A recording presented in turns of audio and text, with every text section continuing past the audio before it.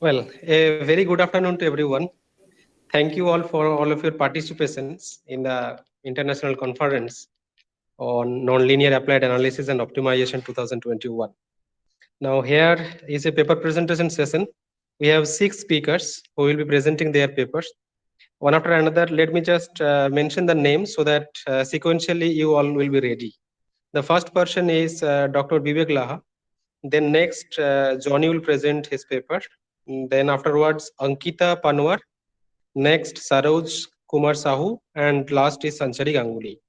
Well, and now I request everyone to take not more than 10 minutes.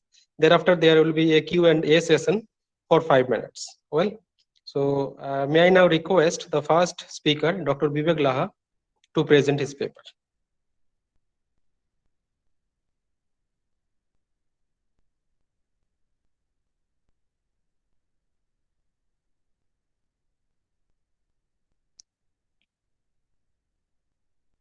Vivek sir, your mic is muted. Can you please unmute?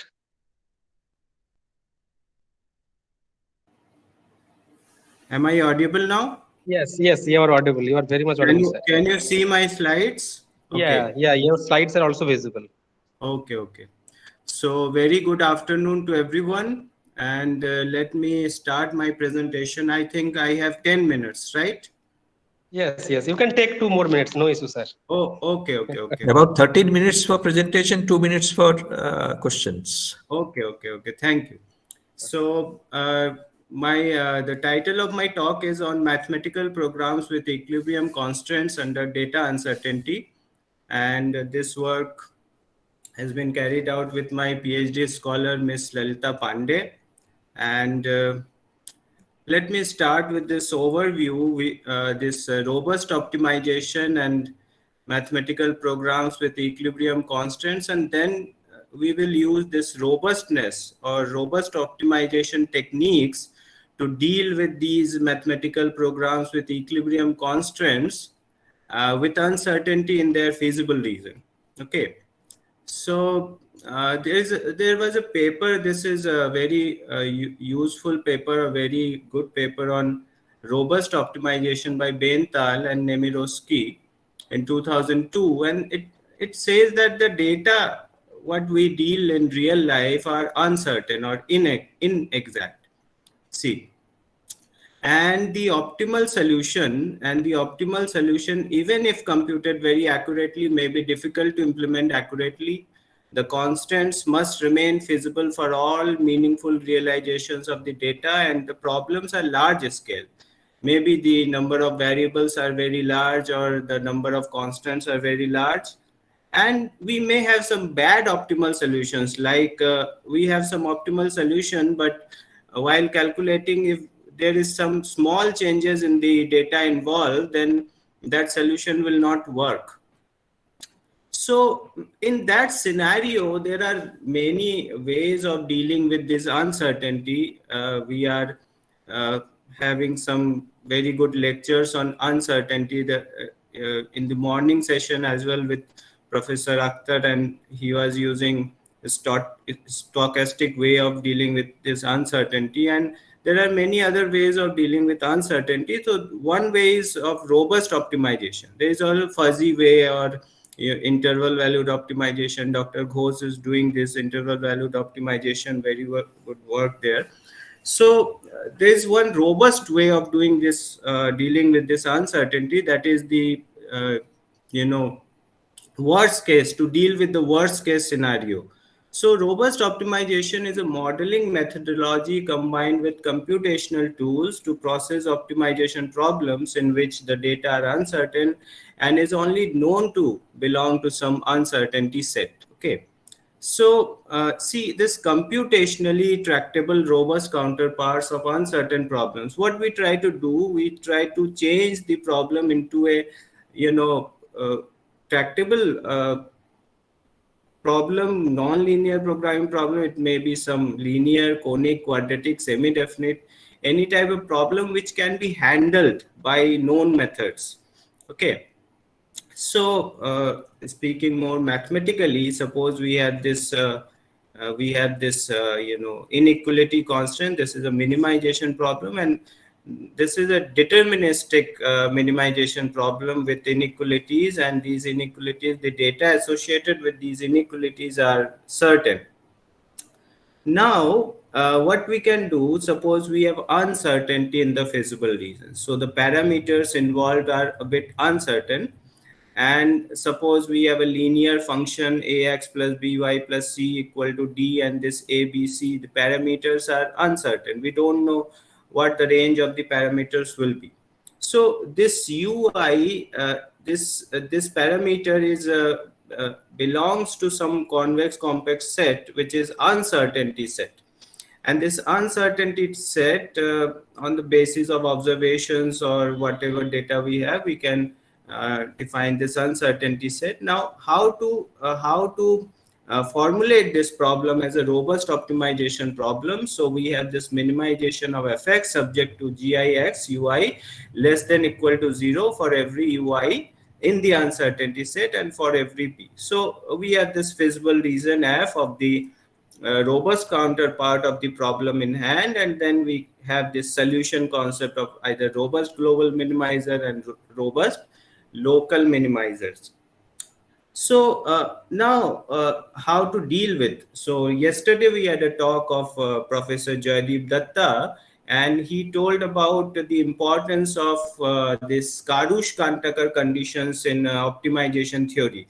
So we are always trying to find out Karush-Kantakar conditions for a optimization problem, which then leads us to the optimal solution, or gives a necessary or sufficient condition for the optimal solution to exist. So for that Karush-Kantakar condition, even we have some theorems of alternative, and he also told about Gordon's theorem of alternative, which is very important in optimization theory. So in 2012, but this Gordon theorem cannot be used for this robust case. So what Jayakumar Lee and Lee in 2012, they developed or extended this Gordon's theorem for the robust case, and we have this result that is either one will exist or two will exist. Both cannot exist. That is a type of separation theorem. And see this robustness. If we have this robust Gordon's theorem can be used to find out. And another thing, this constant qualification, because to find out Karush-Kantakar conditions, we need constant qualifications, and otherwise the scalars associated may be zero. That is the Fridtjof necessary optimality condition we will have. So these two things, that is the theorems of alternative and these constant qualifications, are very important for this KKT conditions to exist. So they also extended the Mangasarian Fromovich constant qualification way back in 1967. So see here we have this uncertainty. UI is in this uncertainty set, and suppose this uncertainty set is a singleton set, then this will reduce into the original Mangasarian Fromovich constant qualification, and on the basis of this, they can really develop this theorem, robust Karush-Kantakar necessary optimality condition, which deals with the worst case scenario. See here in the equation number 1, we have this KKT condition, and this alpha naught can be 0 as well. So this is Fridtjof necessary optimality condition of robust type, and of robust type. And then this see, if we have this extended Mangasarian Fromovich constant qualification, then we will have this KKT type necessary optimality condition. Now this condition becomes sufficient when we have this this is a convex like functions are convex like, which was you may call it V invexity, which was developed by Jayakumar way back in 2005. So a large number of functions like pseudo-linear fractional programming problems satisfy these conditions. So if we have these conditions, then this point X star will be a robust global minimizer of the optimization problem. Now now we have this mathematical programs with equilibrium constant. Actually, we were going through the literature of robust optimization. At the same time, we were going through the literature of this mathematical programs with equilibrium constant. And you can see this problem here. You have this inequality constants and equality constants. Along with, we have this capital G and capital H. This is greater than equal to 0. This is H is also greater than equal to 0, and their product is equal to 0. Okay. So this is a type of complementary constant. So sometimes we also call it complementary constant. So due to this capital G and capital H, this problem is known as mathematical programs with equilibrium constants. And there's a book on this mathematical programs with equilibrium constants. And you can see this book has more than 2,000 to 3,000 citations. So a lot of work has been done. And, you know, number of applications of this MPECs. Okay, so the problem with the usual non-linear problem with this MPECs are these usual non-linear constant qualifications does not hold due to the structure of the feasible region. And there are different stationary concepts. That is, if we can, reformulate these MPECs in different ways, and due to which we have different stationary concepts stationary concepts arising from the reformulations of the MPECs. So, Ye in 2005 gave this, relation among different types of stationary points as MPECs, S stationary, M stationary. I'm not going into the details of these definitions, but they depend on the reformulation of the MPECs as a non-linear programming problem. And there is also various constant qualifications in MPECs, and you can see that these relations are there. This MPEC Abedi constant qualification or this no non-negative abnormal multiplier constant qualifications are the weakest among all these constant qualifications. So we can have this reformulation. Now from here onwards, what we have this, our idea was to deal with mathematical programs with equilibrium constants with data uncertainty in the feasible region. And we were going through the literature and we could not find any work which really used this robust optimization techniques to deal with such problems. And now so what we did, and the work already in literature cannot be used directly to these problems due to the spatial structure of the MPECs. So we need some spatial types of structures and constant qualifications to prove our results. So this is C, due to this uncertainty in the feasible region. So now what we planned, the plan was to use some non-linear programming problems, reformulation of the MPECs with the uncertainty in the feasible region using this non-linear programming problems, and then find out our results. So I think I have how much time I have right now? So see, this is the robust counterpart of this problem, this non-linear programming problem, and this robust counterpart can be used to reformulate the MPECs with the uncertainty in the feasible region. And these index sets are very important, plays a very important role in reformulating these MPECs. You see these I is in P such that there exists some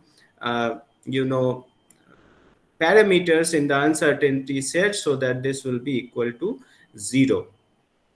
So robust Fridtjohn necessary optimality condition. Now we can find out this, we could find out this result by using a generalized Fridtjohn necessary optimality condition, which is which was given by Mangaseni and Frobich in 1967, and a very recent result by Lee and Son in 2014 regarding this robust optimization problem. So what we could do, we could use these results to find out our Fridtjohn type necessary optimality condition due to this alpha naught is greater than equal to 0.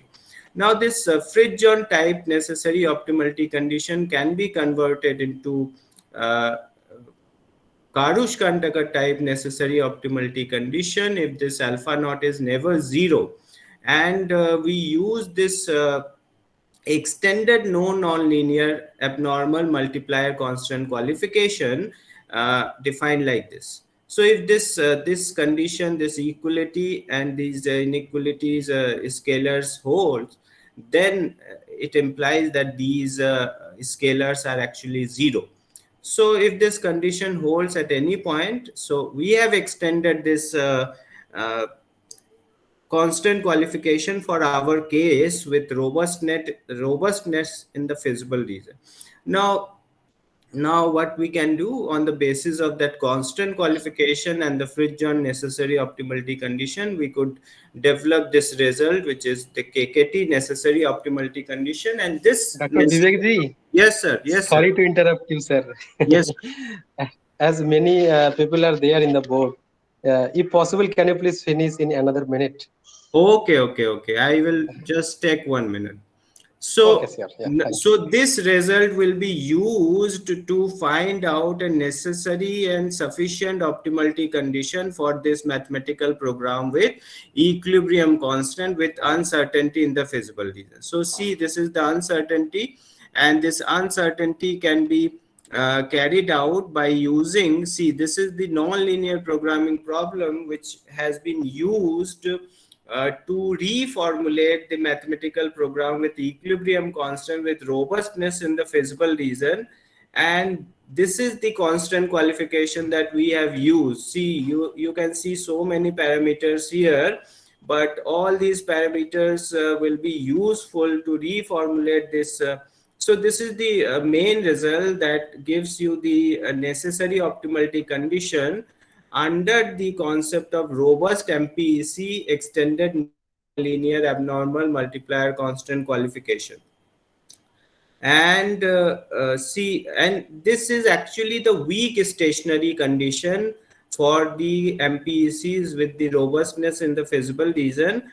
And this weak stationary condition is the weakest among all the stationary concepts present in the literature of MPECs. So now we have this indices for sufficient optimality conditions. See, you can just see that these functions are convex, and these are actually gives you the active constants at the at any point or at any feasible point. And if this set is empty, then we will have a robust global minimizer. If this set is empty, then we will have a robust local minimizer. And if this interior point relative, then we will have local minimizer. So either we are getting a local minimizer or the global minimizer. So we have illustrated with this example. So we don't have time to explain this now. So the conclusion is that we could actually deal this robustness present in the mathematical programs with equilibrium constant and the spatial structure of this problem, and we could find some important KKT type necessary and sufficient optimality conditions. So more work can be done, like non-smoothness in the feasible region, uncertainty in the equality constants, and constant qualifications can be investigated. And of course some new features like stochastic methods can be used to solve these problems. Okay, so maybe. Thank you for your attention.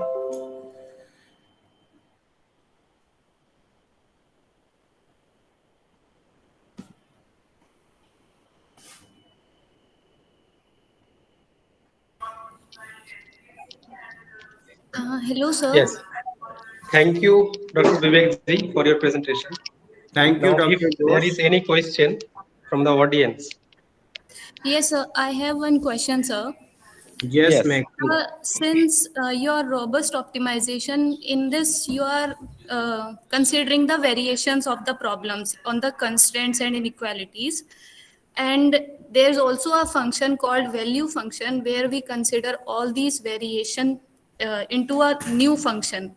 So Okay. can we apply these your results into that value function problem also? Is there any? Maybe because we are just trying to reformulate the problem MPCs into by using some non-linear programming problems. Yes, sir. Yes, sir. And since we and that non-linear programming problem can be of any type, Yes, sir. so Yes. if it satisfies that condition, suppose that generalized convexity conditions, if that satisfy us at that certain point of the feasible region, if that conditions is satisfied, then we can proceed with that is what KKT conditions and are all about, because that indicates you that okay, this point will be the this point may be the optimal solution, and Yes, sir. then we can generate algorithms for that. So we are not right now we are not working with algorithms, but it may be used to develop algorithms as well. Yes, sir. Yes, sir. Because sir, that function is a compact function of all the variations on constants and equalities. So yes, we can try your Yes, yes, KT yes. results You there can also. try. You can try, of course. Oh, okay. Thank you, sir. Thank you. Okay. Thank you, Dr. Vivek ji, for your Thank you, presentation. Dr. Ghosh. It was a nice session. Thank you. Thank you. Vivek ji, I have a request. I'll call you Okay. later. Okay. Okay. Okay, fine. Now, may I now request the second person, Mr. Johnny, to start the presentation. And Johnny, you please take not more than 10 minutes. Johnny, are you there? Yes, you are here. Yes, sir. Yes, Yes, yes, sir. yes. Yes. Sir, my screen is audible. Oh, is visible. Screen is, yeah, it is getting visible. Okay, sir. It is getting visible. Yes, yes, you can now present. Yes. Thank you, sir. Good afternoon, everyone. Welcome to my presentation. It's a pleasure for me to be here. Now, let me introduce myself. My name is Johnny, and I am a research scholar in Department of Mathematical Sciences, IIT BHU. My PhD is going on under the supervision of Dr. Devdas Ghosh. In this presentation, I'm going to discuss a primal dual interior point method to solve an application of multi-objective optimization problem. This presentation is structured as follows. In introduction, I will introduce a multi-objective optimization problem, and then a Pascal-Leticeira Finis-Scalaris technique is utilized to convert a multi-objective optimization problem into a parametric single objective optimization problem. Then I will introduce a primal dual interior point method that can solve that parametric single objective optimization problem. Thereafter, a merit function will be introduced in the interior point method, and I will discuss about the importance of the merit function in primal dual interior point method. Thereafter, I will show you the numerical results of this application of multi-objective optimization problem, and finally I will conclude my presentation. So here is a multi-objective optimization problem. The problem is as follows. Actually, to generate power outputs, some generators are used, and these generators required some operating cost, and also these generators produce more pollution.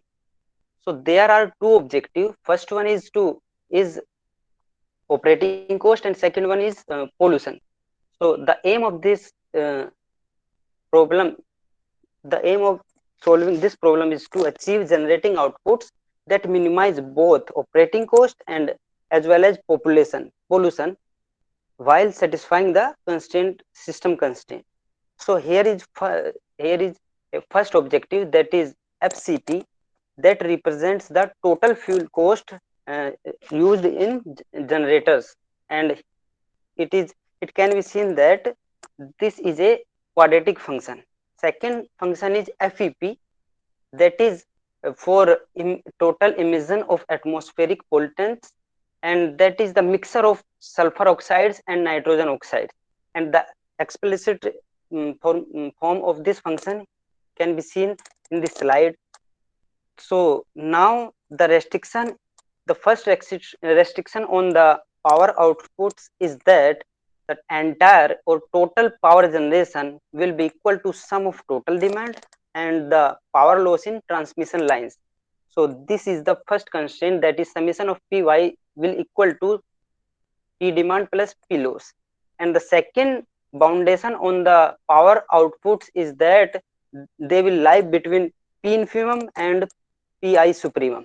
So this is the application of bi-objective optimization problem. So here is the mathematical formulation of this application of multi-objective optimization problem.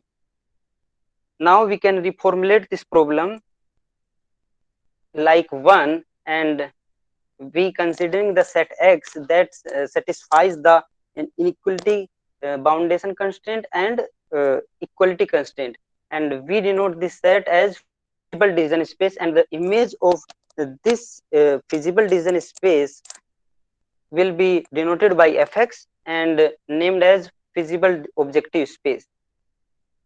Actually, this is a bi-objective optimization problem, and the solution of bi-objective optimization problem is based on the dominance and non-dominance relation. So here is some definition, that is dominance and non-dominance relation, and based on dominance and non-dominance relation, we have the definition of Pareto optimality.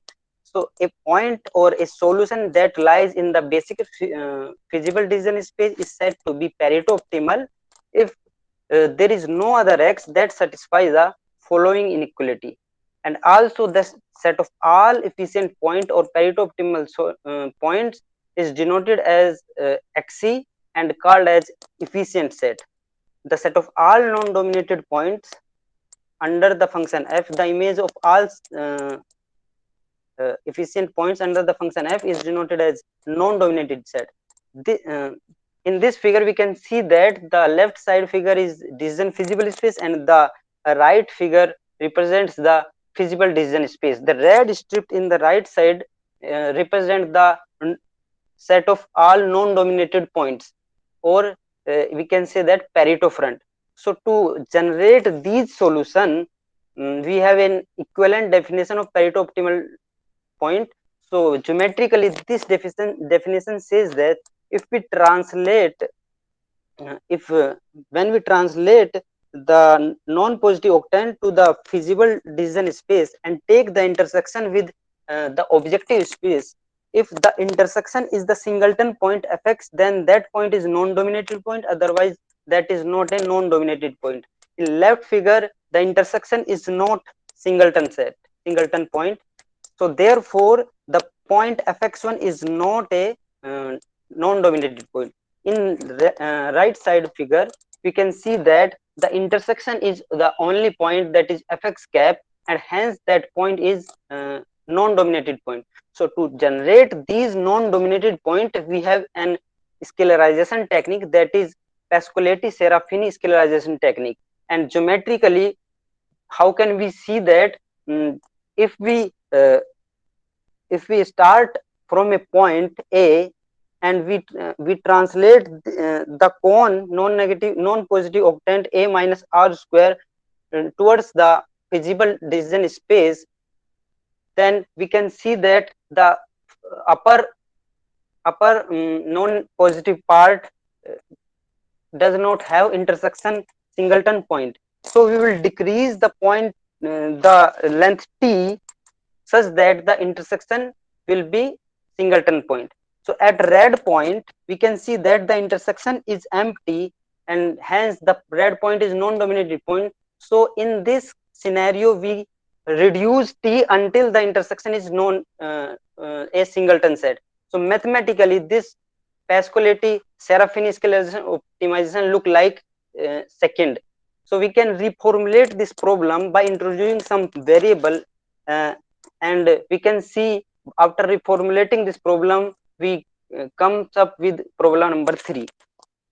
Now to solve this parametric single objective optimization problem, we use a primal dual interior point method. And primal dual interior point method first change the inequality constraint into equality constraint, then it formulate it into a barrier problem, and we can see that a barrier problem is there where bx bar s mu is a barrier function. So corresponding to this barrier problem, we have KKT condition, and here KKT condition are represented by 4. So interior point method actually solve these KKT condition by taking decreasing value of barrier parameter mu. So to solve this problem, interior point methods utilize Newton method. So to solve this KKT condition, we apply here Newton method, and the system you are seeing here is a Newton system.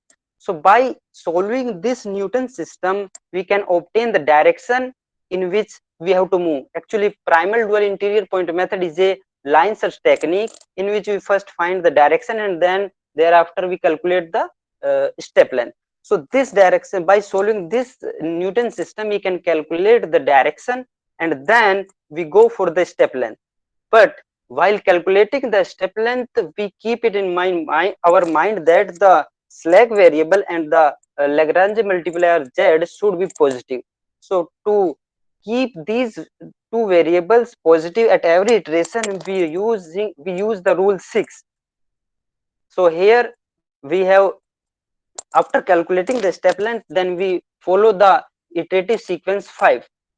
So we will calculate direction by solving Newton system and then calculate step length by 6. But it is not sufficient to calculate the step length by using 6.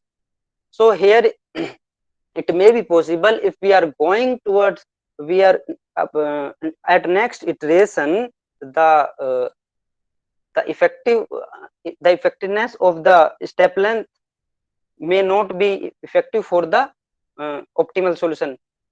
So we use a merit function that will guide us how much step length we have to take in that direction. So we use a merit function that is the sum of barrier function and some penalty terms. So that this merit function will help us to take the step along the direction. So if the next step is not decreasing this merit function, then we will not accept that step, or we will decrease the step length until this merit function does not decrease. Actually, we use here Armijo rule to decrease the step length. I have also provided a technique 7 through which we can update our penalty parameter penalty parameter mu. Mr. Johnny. Ji sir. Johnny, sorry to interrupt you. If you don't mind, I have a request. Can you please finish it by another minute? Because many Yes, other sir. people are in the board. Okay. Okay. Try So to here finish is in a minute, please. okay. Here is the technique. Here is a pseudocode of the complete algorithm, stepwise process of the complete algorithm, and this is the data used in this application: fuel cost coefficient and emission cost coefficient. Here is the solution of the application of the multi-objective optimization problem, through which we can see that user can take. We have highlighted 2 points here. First one is the minimum emission with maximum cost, and second one is minimum cost with maximum emission. So user can take any according to your compatibility. So here is the conclusion of my presentation. Actually, this method efficiently solve this application of multi-objective optimization problem efficiently, and we can generate as much as I want number of solution by changing the parameters a and r. Also, we have used a merit function that is very effective to choose the step length towards the direction.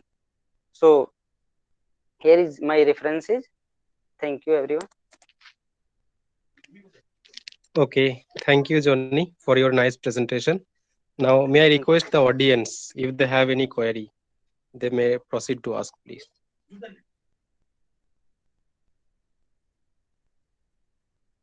Is there any query, any question, any comment from the audience side for Johnny's presentation? Okay, if there is none, let me then request the next speaker, Ms. Ankita Panwar, to start the sir. presentation. Okay. I again Thank you, request sir. Ankita also, please Yes, sir. don't take nod more than, let's say, 11 minutes. Okay. Okay, okay. Thank you, sir. It is visible, sir? Screen visible, sir? Yeah, it is visible. You may start now. Okay, okay. Thank you, sir. Hello, everyone. Today I'm discuss my paper with the title Qualitative and Quantitative Assessment of the Hostel and Mess Facility. These are the content we discuss all these topics. First, the objective. To measure the first objective of the paper is to measure the performance of the hostel and mess by the MCDM technique, which is a data envelopment analysis. Second is the assessment of the qualitative and quantitative data measurement by the data envelopment analysis and analytic hierarchical process respectively. And the third is the factor of the facilities of the hostel and mess is identify the HP and the sensitivity analysis DA model. Now next, we took the number of decision-making unit is taken is 13, and the second is define the input and output variables. In this study we take the 3 input variables and 10 output variables. These are the mentioned in this table. And next is we discuss the model that are used in this study. We use the analytic hierarchical process and data envelopment analysis model. First, AHP. AHP is a structural hierarchical technique that analyzes the complex decision. It was developed by the Sathe in 1970s. It was applied in the group decision-making problem. The next model is data envelopment analysis. In short term is DA. DA is a technique that can be used to measure the performance of the decision-making unit. And the model is first introduced by Chance, Cooper, and Rhodes in 1978. And after almost 6 years later, 1984, Banker, Chance, and Cooper introduced the extended CCR model, and it's called a BCC model. Next, we discuss the step of the AHP that are used in our problem. Firstly, we define the decision problem and developing the conceptual framework. In second step, collection of the data through the student's opinion. And in third step is estimated the relative weights of the criteria. And finally, on the basis of these weights, to find the relevant factors or criteria. Next is discuss the data envelopment analysis. Here we discuss the mathematical model of the DA and also discuss the used model. Actually, through the DA model, we determine the relative efficiency, and the efficiency is equal to the ratio of weighted sum of the output variable into the input variable. Actually, we used in this study the CCR model, BCC model, and scale efficiency model. Firstly, we discuss the CCR model. CCR model actually is the objective of the model is maximum to find the maximum efficiency of the decision-making unit, and it is equal to the weighted sum of the output variable, and the constraint are weighted sum of difference of the weighted sum of output variable and input variable is less than equal to 0, and in second constraint is sum of the input variables equal to the 1. In second model, we discuss the BCC. BCC model is slightly different to the CCR model. Here in this model, we in objective function, we add we add one convexity constraint variable, which is an arbitrary in the objective function, and in the constraint, these constraints are the remaining same as the CCR model, but in second constraint, we add is convexity constraint. third is the scale efficiency model. This is the this model is equal to the ratio of the CCR value and BCC value. Next, our name is methodology of the DA model. Firstly, define the problem, and according to the problem, we set the decision-making units. In second step, selection of the input and output variable. Next, we use the CCR, BCC, and scale efficiency model and determine the problem of the hostels. And finally, we conclude the results. And in next slide, we discuss the result. Firstly, we discuss the qualitative analysis through the AHP model. Here we see that the factor, these are the hostels criteria and these are the mess criteria. According to students' opinion, we see that according to student and through the opinion, the washing machine facility is more a relevant factor. And after that, water purify and sports item and all these. And next, in the second mess facility, the rebate amount, according to student opinion, rebate amount is the most priority as compared to the in these two criteria. This is the graphical representation. Actually, the qualitative assessment done by the student's opinion, and these factor is depend on the choice of the student actually. Next is result is the quantitative analysis by the data envelopment analysis. Here we use the three models, CCR, BCC, and scale efficiency, and we see that the 9 hostels which value is equal to the 1, these 9 hostels are efficient and remaining are inefficient. Efficient mean that mean if the value of the DMU is equal to 1, then the DMU is called efficient, and if the value is less than 1, this is called inefficient. In this model, BCC model, 11 hostels are efficient, other than 2 are inefficient, and similarly in scale efficiency, 9 hostels are efficient and remaining are inefficient. These are the graphical representation of these 3 models. Now next is assessing the mess facility through the sensitivity analysis. For this purpose, we have built the 3 model by the DA sensitivity analysis. This is the model 1, model 2, and model 3. And the description are here is written. The result verification according to the mean value of the model. Here we see that the mean value of the model 2 is highest as compared to the model 1 and model 3. So the amount of the food wastage is, that means the output variable of food wastage is most important priority in the quantitative data, according to quantitative data. Now next is we identify the hostel facility. For this purpose, we build the 7 different models. Here we also verified this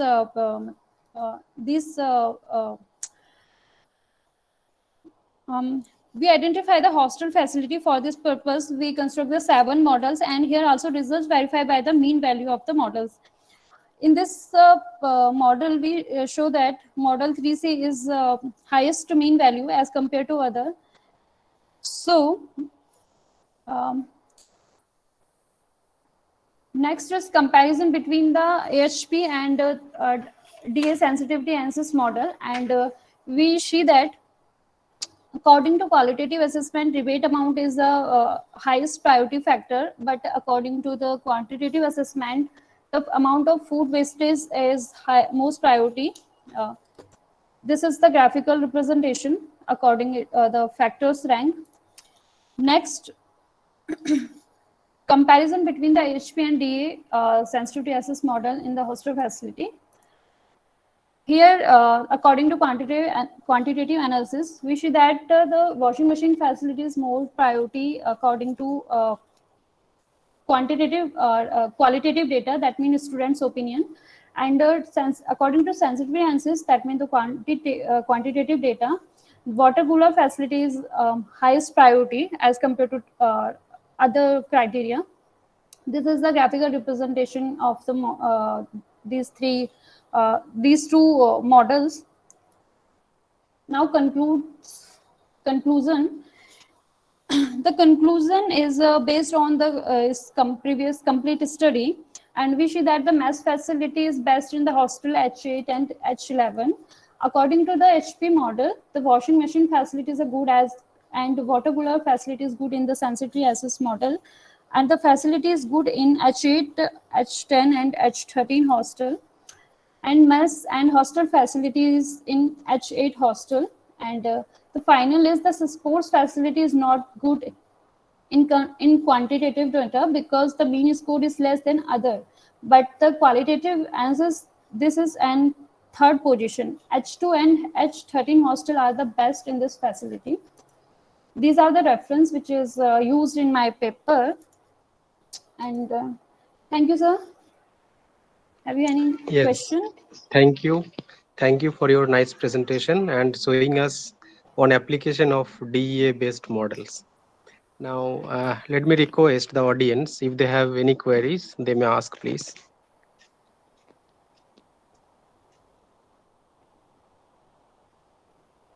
Is there any query from the audience side? Audience side? Okay. If there is none, let me go ahead to the next presentation.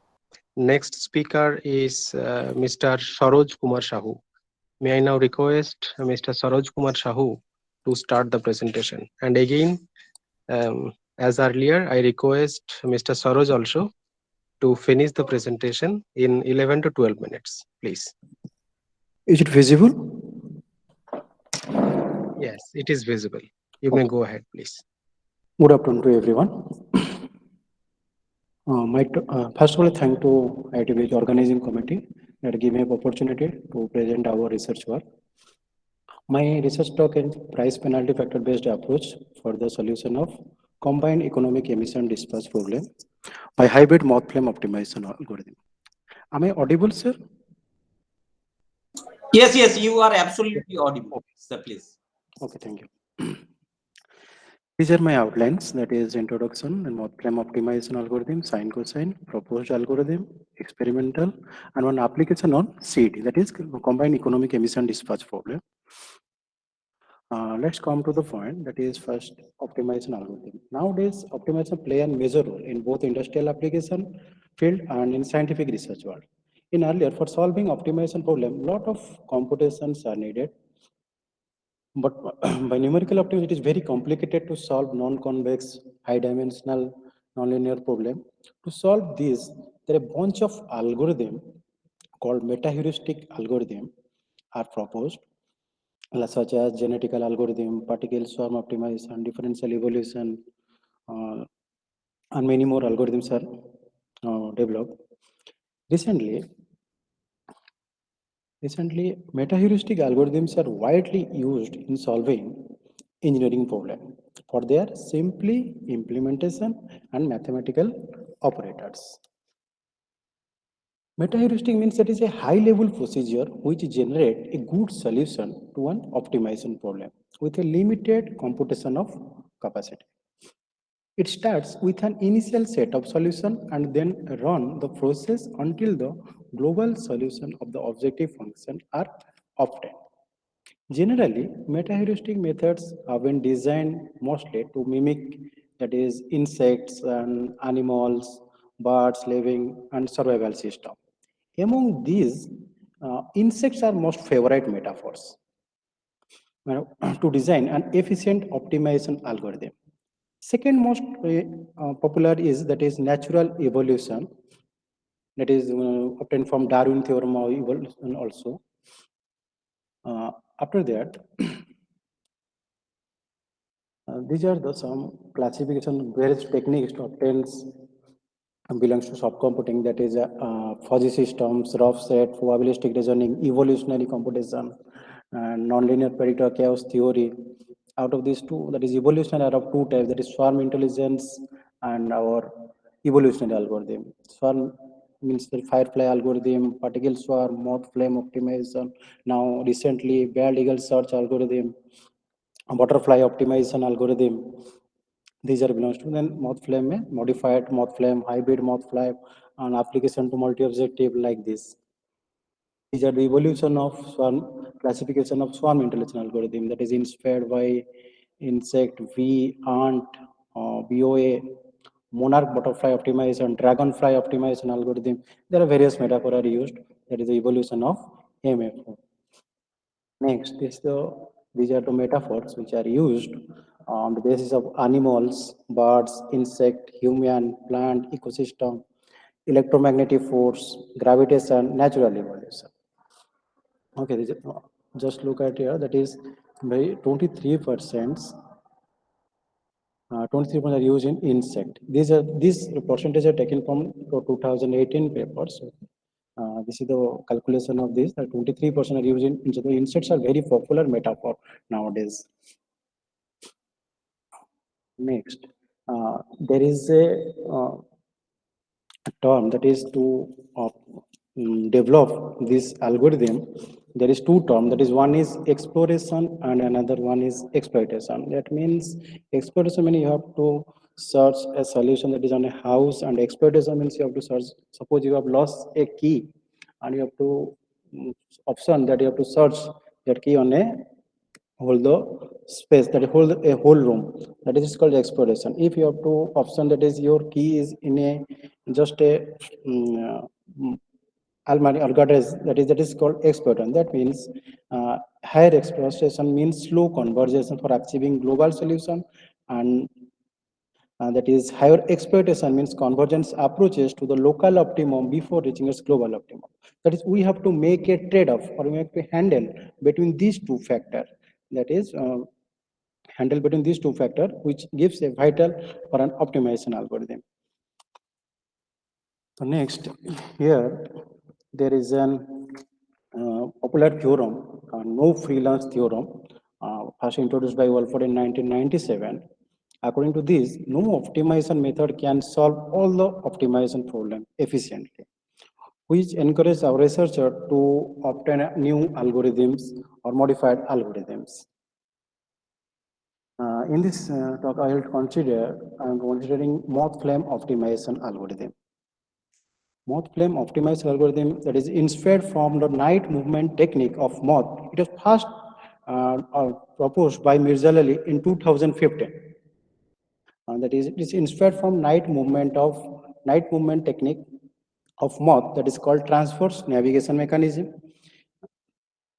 These are some various advantages also, that is strong ability to solve numerous constraint optimization problem and real life problem like feature selection problem, economic dispatch problem, and also in medical like detection in breast cancer, histology images, etc. Then disadvantages also, there are some disadvantages as per our notation, that is it is suffering from local optimum and it has also slow convergence rate.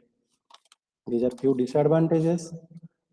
These are the movement of moth in a night by making an angle with the moon, and when there is an artificial light, then moth forget their movement and they're entrapping like a circle.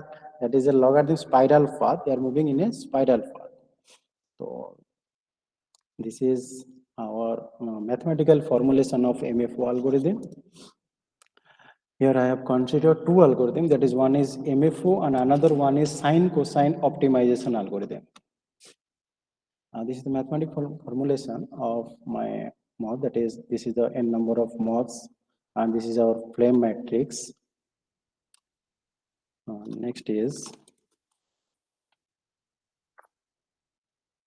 this is difference between that is the spiral equation enforced by Mirza Ali. That is a logarithmic spiral policy considered for this optimization algorithm, and these are the term that is the depend upon expression exponential t. And then this is another to obtain final solution. The number of flames is reduced over the iteration, and this formula is used to reduce the number of flames. That is the visualization how MFO works. How MFO works. That is, first we consider a 20 number of moths with 20 number of flames. Now, the first of all, that is, you have considered a number of moths with dimension and flame matrix and moth matrix. You have to calculate its fitness. But when what the procedure says, that is when you go to the advanced iteration, then you have to consider this iteration, that is up to 200 iteration, the flame is reduced. Why it will reduce? That is, there is an imperfection on this. I will tell you, that is the one imperfection. In that case, the in iteration, in current iteration and maximum iteration, we have to consider only our best fitness value of flame matrix, best fitness value of flame matrix. That is, in every iteration, flame position for the current and last iteration are collected and arranged according to the fitness value. Only best number of flames are preserved and other flames are wiped away, leading to one imperfection. So lastly, we have to get that is only one, that is best flame. So for these two cases, they are arranged logarithmic spiral equations.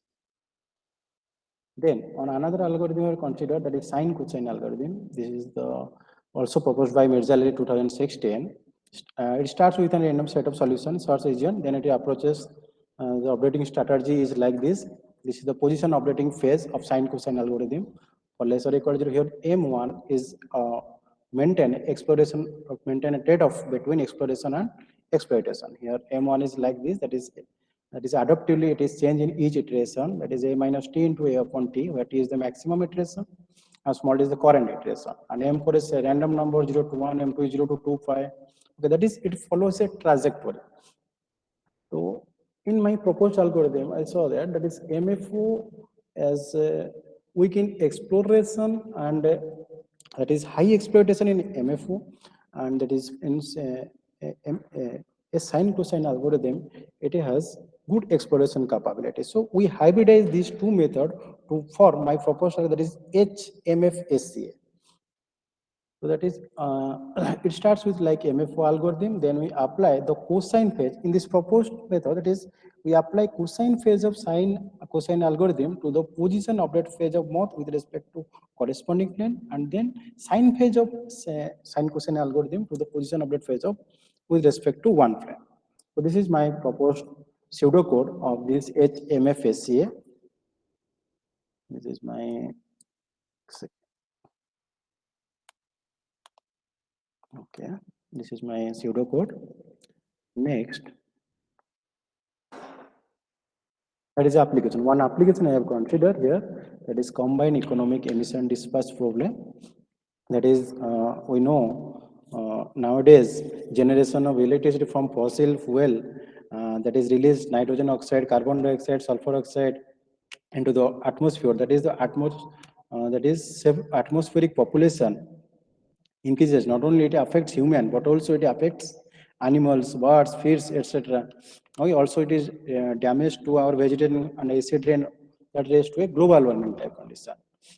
So there are several strategies have been proposed to reduce the atmospheric pollutions, like installation of post-conversion cleaning and cleaning equipments, switching to low emission fuels, etc. Okay, and then here, but this is just highly nonlinear problem and multi-objective. So multi-objective means here it is multi-objective. The objectives are conflicting in nature. So here in CED, there is two objective, cost and emission, which both are conflicting in nature. They both have to be considered simultaneously to find overall optimal dispatch. So first, in this case, we have to first, that is, these are the objective function of economic load dispatch problem. This is the objective we consider with a sinusoidal wave also. Then emission dispatch, this is the my emission functions. You have two objectives we consider and some constant. Here there are two constraints. That is, one is power balance constraint and another one is power generation constraint. Here power balance constraint depend upon power demand and power loss represent total power demand and loss in the network. Okay, then this is my also second constraints. Then this is the objective value of CAD, that is minimum of CAD, that is F plus, that is here we convert a multi-objective into a single objective by using penalty factor. Why I using penalty factor? If there are also other methods, they're like a linear combination of different objective, weighted sum method, but it has some demerits weighted sum, that is, it is not applicable for non-convex solution. So here we used a penalty factor based, which is very time consuming also. So in penalty factor, what is penalty factor? Penalty factor means ratio between maximum fuel cost and maximum emission corresponding to the all generators. You can also use, that is, minimum fuel cost and maximum emission of corresponding, that is mean max formula. So I have solved it in MATLAB, using MATLAB with 1,000 number of iteration, and after 30 number of run, we'll see that is our proposed algorithm achieves a minimum cost of this 3.24865, and compared it with other algorithm like LO, BWO, cross search algorithm, sine cosine, flower pollination algorithm, particle swarm optimization, and whale optimization algorithm. So from this, we conclude that our proposed method is achieving a lower cost. Also, I have compared, it with some variants of MFO, that is opposition-based mode flame optimization, Levy flight mode flame optimization, and water cycle, weighted mode flame optimization, and also compare like this. My method HMFCA achieves a lower cost as compared to the other optimization algorithms. And also we used, actually, this is a seed for 10 unit generator system. I consider only one generator system, that is 10 unit test system. These are the data sets for our fuel cost and emission cost. And these are the power loss or transmission loss formula for the B value. And this, look at here the convergence ability. Here my method is HMFCA, which achieved a lower cost as compared to the other algorithms, sine, cosine, and MFO. Then also look at here. Here is the, I also compared it with other algorithms, sine, cosine, MFO, pro search, etc. Now let's come to the conclusion. That is, from experimental results show that it is very good as compared to the variants of MFO and other 8 to 9 optimization algorithms. So this is very helpful to obtain a lower cost to solve a CD problem, that is combined emission dispatch problem. In future, we apply it for 13 unit test system, also 40 unit IEEE bus system like 6, 13, 14. Also, you can solve it solve using my method like engineering design problems, and extend it to multi-objective like Pareto concept. These are some future enhancements, and there are some reference I have used in my papers. Thank you. Thank you, Mr. Saroj, for your presentation. Okay, sir. Now, may I request the audience for any question?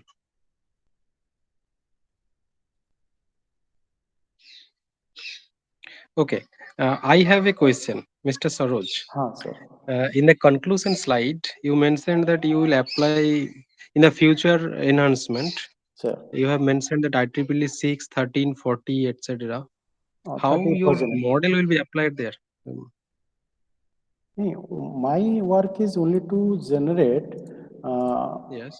only to generate theory, that is modification of algorithm, and we apply it to solve multi-objective problem or any type of engineering design problem. So we apply like That is okay. Engineering design application in the engineering design problem, it is okay. Okay. But how this IEEE 6, 13, 40 or Sir, 13 I unit think test this is system, when 40 we unit?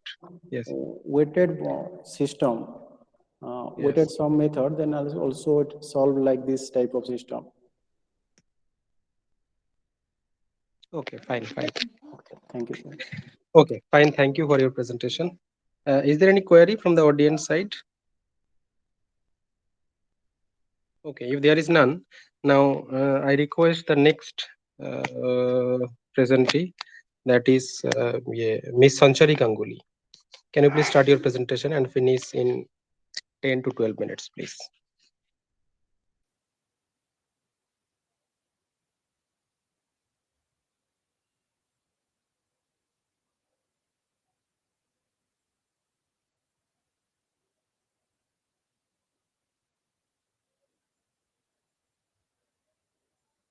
Let me switch into a full screen mode.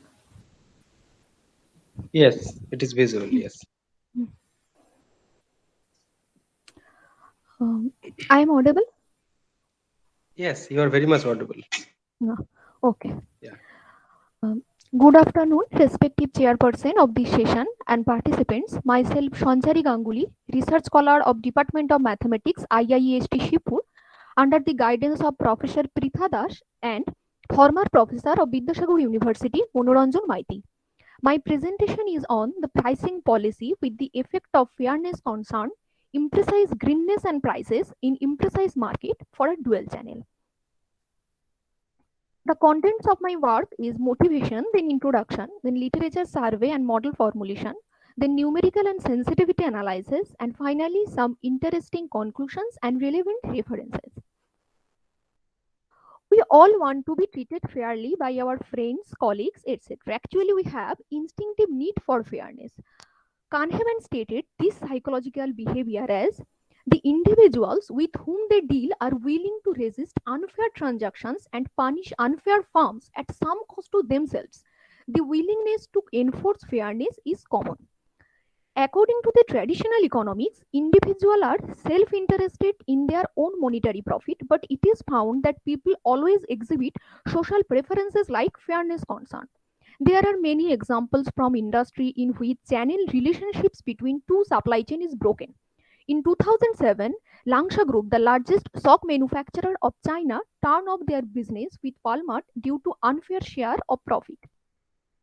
Now, many business reports continuously indicate that suppliers, manufacturers, service providers, retailers not only consider their own profits but also care about others' benefit. A fair-minded individual often face the uncertainties of real life.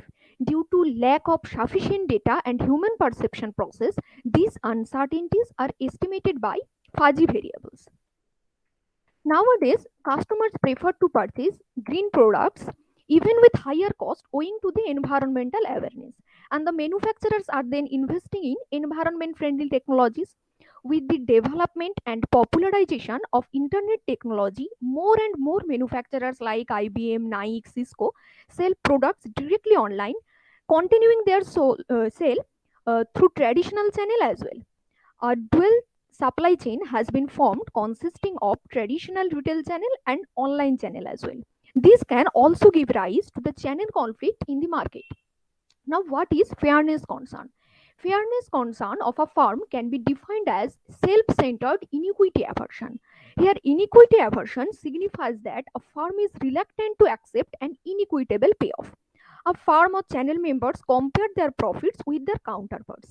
They feel unfair if they earn either lesser or greater than what they feel fair distribution of the total profit. When a member care about fairness, we define this kind of behavior as fairness concern. And when the member does not care or neglect this, we say he is fairness neutral. Now, disadvantageous inequality occurs when his profit is less than his belief of equitable outcome. That is, his actual profit is less than his expected profit. And advantageous inequality occurs when his actual profit is greater than her expected profit. Here are the literature survey we use for our work. Parsivar, Swami and Shah, Ghosh and Shah studied a supply chain with green products under uncertain demand. Wang and Chong investigated the pricing policies of a dual supply chain. We analyzes fairness between two channel players, buyer and supplier, where buyer is fairness concerned. Similarly, we surveyed other literatures. After reviewing the literature, we find that none has considered cognitive bias, that is fairness concern of channel members in a dual channel supply chain under fuzzy environment. We hope we have tried to fill this gap in our work. Considering the discussed fact, our objective is to answer the research question. The first one is, how does a retailer's fairness affect the optimal prices, product greenness level, and expected profit of supply chain members in a fuzzy environment? And the second one is, what is the impact of fuzzy degree of elasticity with respect to product greenness level for both the channel on the expected profit of supply chain members and as well as the total supply chain members expected profit in decentralized model and centralized model? Now, the non-availability of the study with cognitive bias, that is fairness concern, in a dual channel under fuzzy environment has encouraged us to take up the present problem. We think game theory as the best applicable method to be used to illustrate this decision making. Here, a two-level supply chain system with a dual distribution channel with one manufacturer and a retailer is considered. The manufacturer produces only a green product and sells that through a retailer as well as in online channel. The market demand, price elasticities, and coefficient of greenness are characterized by fuzzy parameters here. The members make their strategies to maximize their expected profits. The notations of our work is I equal to R denote the retail channel, and I equal to E denote the online channel. B and D are the self and cross price elasticity. Gamma I is the elasticity with respect to the greenness level for respective channel. Lambda, the fairness concern coefficient. Theta, the product greenness level. I, the cost coefficient of product greenness. And C, the unit production cost of the product. Now, here the demand of the green product for traditional and online channels stated as DR and DE. Here AI, B, D and gamma I are characterized by fuzzy variable. Demand is negative with respect to sell price and positive with respect to the cross price and the green level of the product. The fuzzy parameters are taken here are independent and non-negative. Moreover, the expected value of the sale price is greater than the expected value of the cross price. To avoid the channel conflict, we take PR equal to PE equal to P, and the demand function takes the form this. We first discuss a centralized model without any cognitive bias. Here, the manufacturer and retailer act as a single central planner to maximize the total expected supply chain profit. The profit of manufacturer and retailer are expressed in equation 1 and 2 respectively, and the total supply chain profit is expressed in equation 3. The optimization problem for the centralized model is that maximization of the expected total supply chain profit, that is pi c, is expressed in equation 4 subject to the possibility condition. Now the possibility condition are derived from the non-negativity condition of the demand, and possibility of A defines the occurrence of the event A. If A and B are two positive triangular fuzzy numbers, then possibility of B fuzzy greater than A fuzzy greater equals to alpha holds if the condition holds. Next, we consider a decentralized model. It is a leader-follower game structure where manufacturer is the leader and retailer is follower. Manufacturer announces her wholesale price at green level first. Then, based upon this decision, retailer rationally decides his retail price.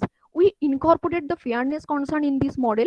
As manufacturer is in the dominant position to fix the wholesale price, so the retailer will fair-minded. Now, retailer's objective is to maximize his utility function rather than his monetary profit. A disutility occurs if his profit differs from her belief of equitable treatment.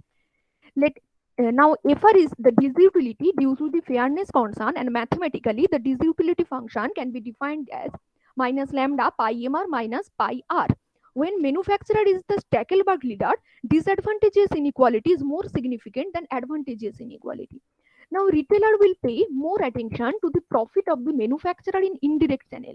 The utility of the fair-minded retailer will become pi RF, where pi MR and pi R are the monetary profit of manufacturer and retailer from the indirect channel.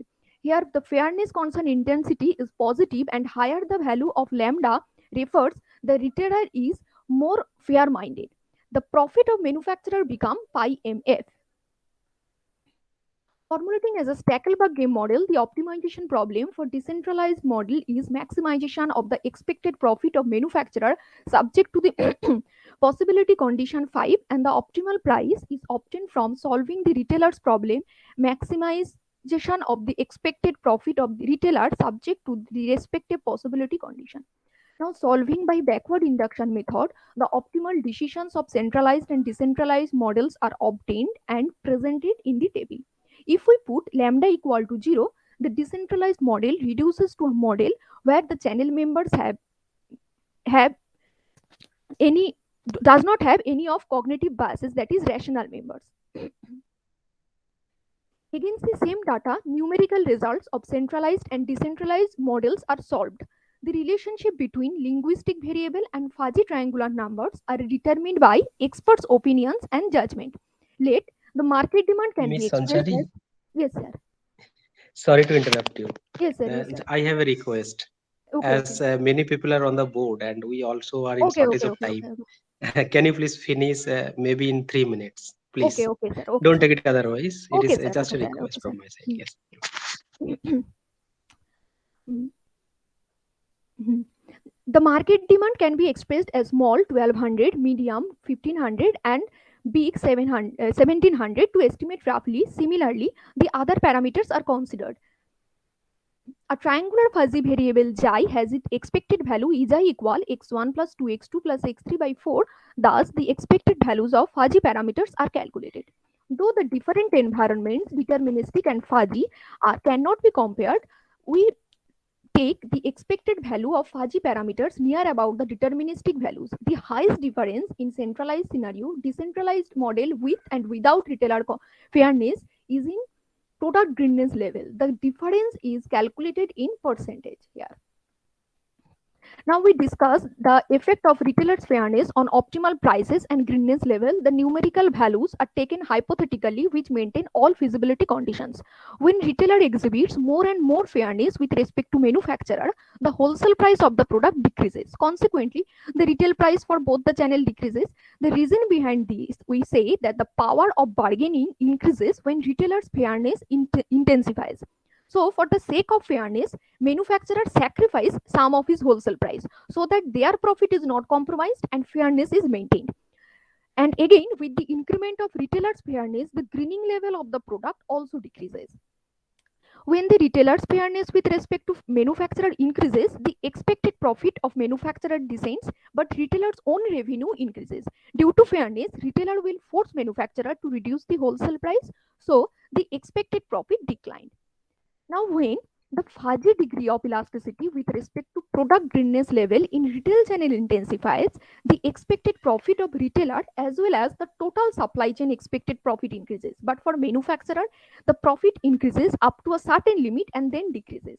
Similarly, with the increment of fuzzy degree of elasticity with respect to product greenness in online channel increases, the total expected supply chain profit increases as well as the total expected profit of the channel members increases. Here are some interesting findings of our work. The first one says when retailer is focused on her fairness, both channel members' optimal price descend. And the second is fairness of retailer is harmful for environmental performance of a supply chain. And the third is retailer's fairness concern with respect to manufacturer is favorable for his own profit but detrimental for the manufacturer. So we can say that manufacturer cannot be too aggressive while choosing her strategy when retailer is fair minded. And when the elasticity with respect to product greening for the retail channel increases, it is beneficial for the total expected profit of the supply chain in the centralized model and the expected profit for retailer as well. But for manufacturer, it is helpful for a certain limit, then it is harmful. For future study, we can take a larger SC and we take the uncertain nature of the cognitive biases and many different cognitive bias we can consider in many different environments. These are the references which help to prepare my work. Thanks to the organizer for giving the opportunity for present my work here. Thank you, Sanchari, for keeping my request. Okay, let me request now the audience. If they have any query, they may ask, please. So, Sanchari, I have a question to you. Yes, Am I audible? yes, sir. Yes, you are audible. Okay. Sorry. Yes. I have a simple Professor question. Deepak to Kumar, you. yes, please ask. So, you are considering some parameter as fuzzy. Yes, sir. Yes. Is it? Yes, sir. So again, you are applying the closed form solution. So how you differentiate the fuzzy variable? This is first question. And second question is, if you consider a value of a particular variable, suppose A, B, C, there are so many parameters in profit function. So as you know, each model is valid in a particular limit or range. Yes, sir. Yes, so yes. how you calculate the range of that particular variable? At first, I we solve the problem in game theory. So we characterize the variables as fuzzy, and we then follow the Stackelberg game backward induction method. This is your first question. No, how you differentiate the fuzzy variable? First, you taking it. Actually, we take the possibility conditions where we first we differentiate the fuzzy in interval, lower interval and upper interval. Then we consider the possibility conditions, and with the use of possibility condition, we solve the optimization problem. Okay. And for the second question, you say the feasibility region, that for some constant the problem is valid. This is true. For some constant the problem is valid. We first solve analytically. We find the constraint, and depending on that constraint, we take numerically and solve by Python or MATLAB or Lingo, any software. We choose the value hypothetically which satisfies the constraint and solve for the optimal solutions. Okay, thank you. I have no question. Okay, sir. Thank you, Professor Deepak Kumar Jana, for asking thought-provoking questions. Thank you, Sanchari, also for your nice presentation. Thank you, sir.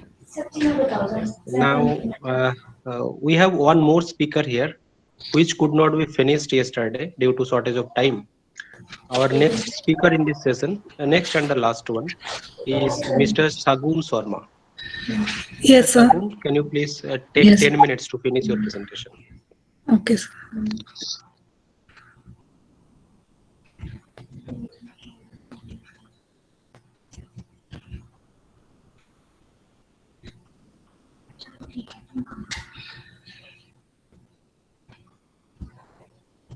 Sir screen visible है? Yes, it is visible. Can you make it full screen? Yes.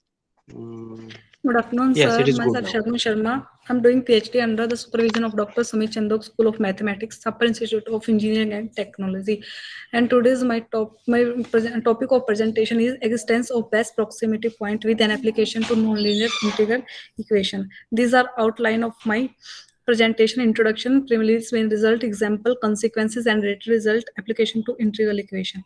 Introduction: fixed point theory provides an essential tool for solving problem arising in various branches of mathematical analysis, such as problem of obtain existence of a solution for integral and differential equations.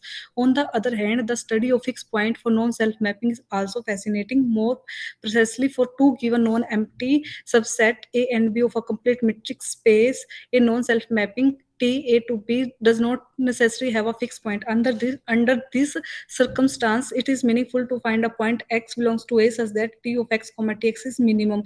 Essentially, if dx comma tx is equal to distance of A comma V, where distance of A comma B is infimum of d of x comma y, where x belongs to A and y belongs to B.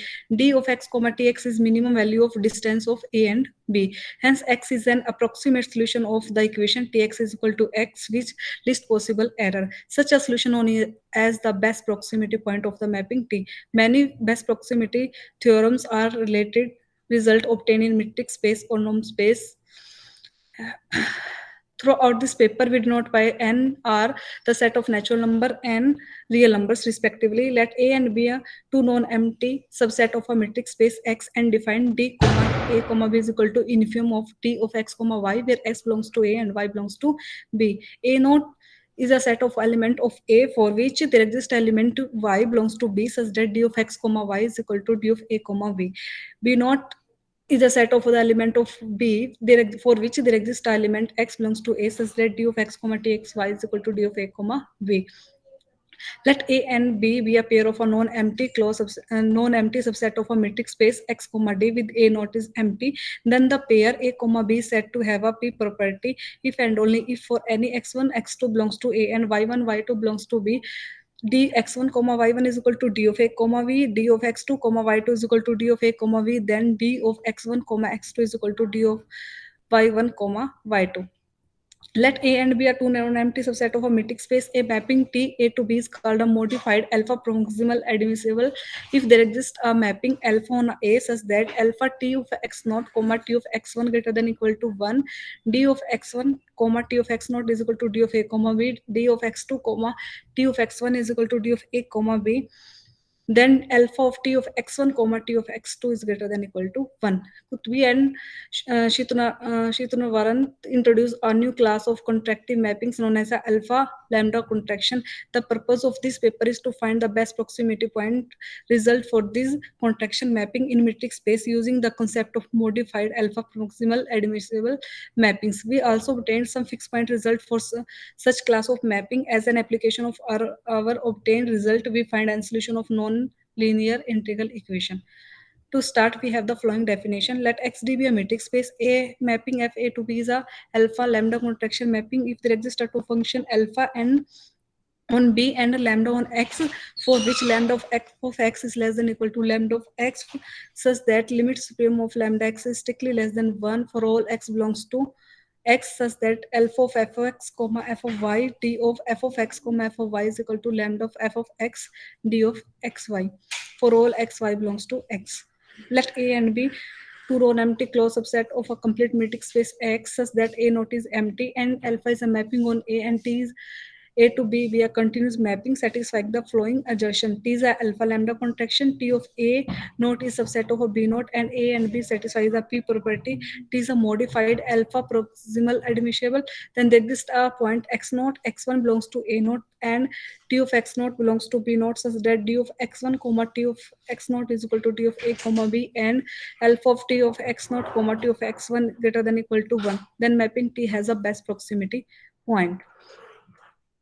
Example, let r is equal to r x is equal to r square with usual metric defined by equation 4.1 for all x is equal to x1 comma y1, y is equal to x2 comma y2 for belongs to r square. Suppose that A and B are two subset of a x, then distance a d of a comma b is equal to 3. Define a mapping T A to B by T of x comma y is equal to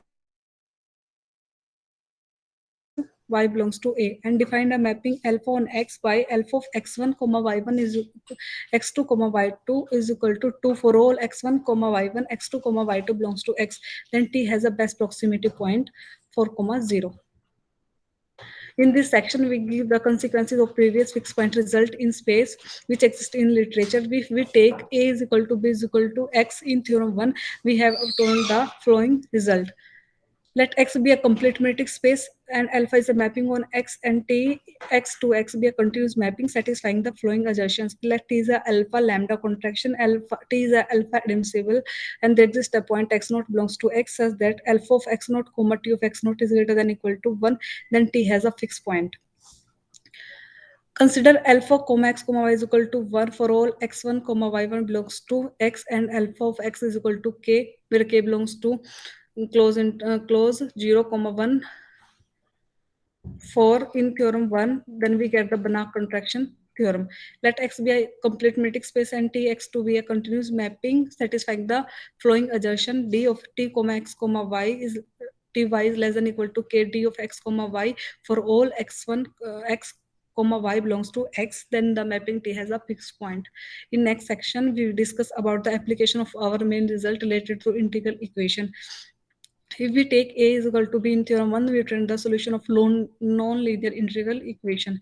Let C be a set of all continuous function on closed interval A comma B with metric defined by D of U comma V is equal to supreme of ut minus Pt mod T belongs to A comma V for all U comma V belongs to C A B. Consider the nonlinear integral equation ut is equal to g of t plus integration a to b k of t of x ux comma dx where t belongs to a comma b and g is a function on closed interval a comma b and k is a function on a cross b, a comma b cross to a comma b cross u a comma b to r for each u belongs to C A comma B. Suppose that following statement hold. These are continuous on A comma B and K T X comma UX is an integral with respect to X on A comma B. T of U belongs to C comma A comma B for all u belongs to C, A comma B, where T of u t is equal to G of t, A to B K of t x u t comma x comma ux into में dx for all t belongs to close interval A comma B. For all u belongs to C close interval A comma B and ux greater than equal to 0 for all x belongs to a close interval A comma B, we have t of ux greater than equal to 0 for all x belongs to close interval A comma B. For all x comma t belongs to close interval A comma B and u v belongs to close C A comma B close interval such that u x comma v x belongs to 0 to infinity. For all x belongs to close interval A comma v, we have k of modulus of k of t x comma ux minus k t x comma vx is less than equal to k of v minus a, maximum of ux minus vx where k belongs to 0 comma 1.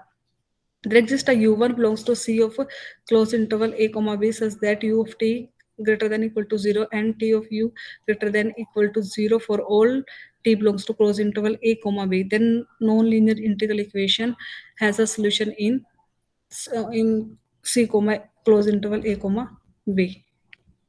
These are references related to my topic. Thank you.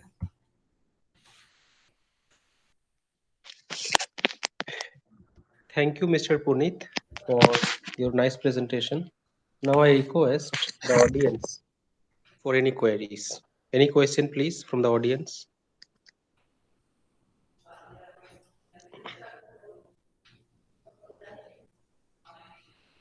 Okay, I have one relevant question, not related to the technical presentation that you have done just now. Puneet, who is the Sagun Sharma and who is Puneet? Sir, How is it related to the paper? sir, I am Who has Shagun Sharma. presented? Accordingly, we have to make the certificate, right? या I am Shagun Sharma but sir ये जो email ID है वो पुनीत से sir वो login हुई है sir Acha, but okay. Okay, so Sagun Sharma has presented it, right? yes sir. Yeah, from the email ID of or from the Google Meet account of Puneet, right? Yes sir. Okay, fine. Okay, my issue is cleared. Now, Okay. This is my heartfelt thanks to everyone who has presented in this session. Without your presentation, obviously, without your attendance here, obviously the conference could not be succeeded. And therefore, I express my heartfelt thanks once again to all of you. Now, may I request Megha to request the next speaker to come on the dais, and also please request the chair to sit in the chair.